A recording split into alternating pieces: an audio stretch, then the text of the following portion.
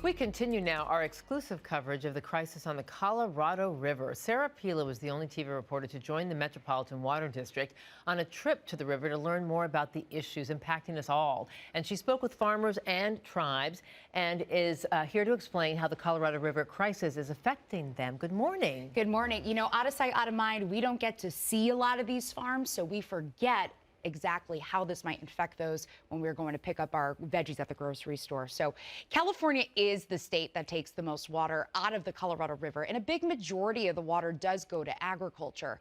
But on my trip with Metropolitan, we visited the Yuma Project. It's a unique farming district. They do have senior water rights, and it splits both California and the state of Arizona. So we visited the Bard Water District. You see it there on your screen. It's on the California side.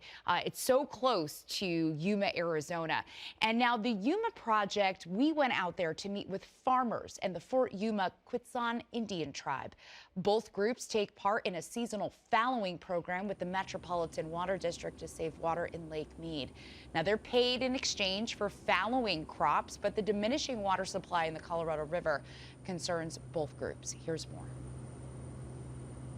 We have a lot of, we're a pretty diversified operation. If you eat an artichoke, chances are it was grown in California. And they're one of the many veggies that farmer Steve Alameda grows at his Top Flavor Farms in Winter Haven, California, that's in the Bard Water District. Those artichokes are edible right now. Being a farmer is more than a job. It's his lifestyle. But the future for California farmers like Steve is unsettling, with the threat of water cuts on the dwindling Colorado River threatening his farm's survival. We're providing food for the country, and I think it's a very noble endeavor that we're doing. But usually water flows towards money and people, and that's we're in the minority when it comes to that. By minority, he means rural people versus major urban centers like Los Angeles. 7 years ago, he entered a pilot program with the Metropolitan Water District for a seasonal fallowing program.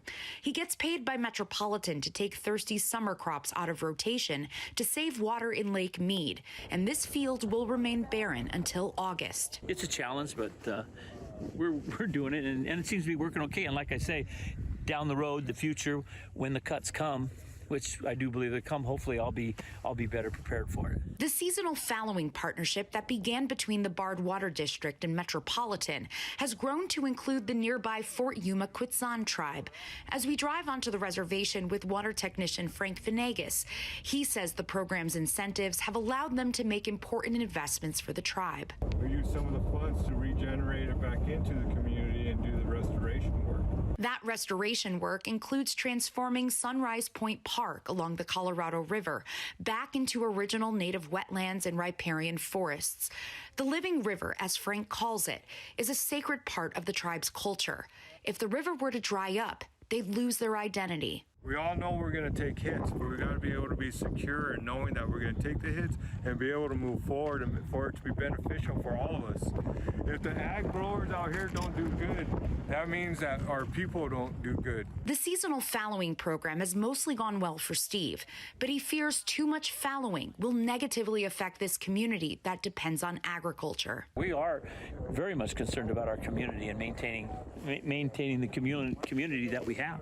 So we need each other. The Colorado River is woven into the fabric of these communities, and they're ready to help solve the water crisis to save their culture and the food supply.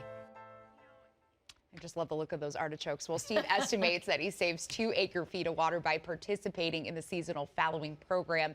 Now, the conserved water is stored in Lake Mead, or it can be used in metropolitan service areas, and some of those funds are earmarked for investments to the water infrastructure. Fantastic. Very interesting. You know, we don't talk about the tribes too often, though, Right. and they rely on the Colorado River out here in California just as much as the western states. So what's going on with the tribes and how are they affected? I love how you say that, because they do. They definitely take water. They have been along this river for so long. It is part of the culture of the Quechan tribe. They say that, you know, without the water on the river, they would lose who they are. You know, the Indian tribes, they have largely been left out of the conversation when it comes to the river. The Quechan tribe is one of 30 federally recognized tribes in the Colorado River Basin.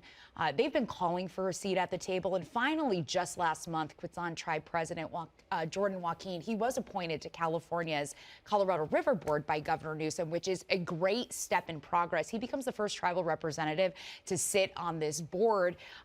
You know, over 85 years. This board's been around since 1937. Long time coming. Very long time coming. So they do hold, you know, some of the most senior rights, you know, to take the water from the river. But the Quezon tribe's ancestors, as I mentioned, they lived along this river long before it was dammed. It is who they are through and through. Their past, present, and future, as they say. And now their interests are represented on the Lifeblood. board. It is. You need a voice. When we're talking about water cuts and there's no one like you at the table, your group is lost and forgotten. Yes. Got to be in the Other room where people it aren't going to happens. advocate for you. That's right. Home where it happened. Thank you so much, Sarah Pila. We appreciate your reporting, your exclusive reporting. Yeah, thank Great you. stuff. All right, we've got so much more coming up for you. Stay with us. We'll be right back.